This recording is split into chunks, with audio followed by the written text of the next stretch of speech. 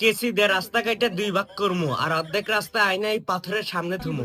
পাথরের গায়ের উপর দিয়ে এমন ভাবে রং হরমু যাতে ভিতর দিয়ে সুরঙ্গ মনে হয় আর ভিতর দিয়ে রাস্তা গেছে এবার দেখা যায়। ওই যে আব্দুল আসতেছে, আয় আয় আয়। কিরে কিছু এলো না, কাহিনী কি? ইয়াল্লা, আমি না পাথরের ভিতরে ঢুকে গেলাম আর তো ভাড়া বাড়তেছে না। হায় হায় রে। রোশেক পানিতে রং দিয়ে দেন একবার, তেমন তুই ভাড়া বাড়বো।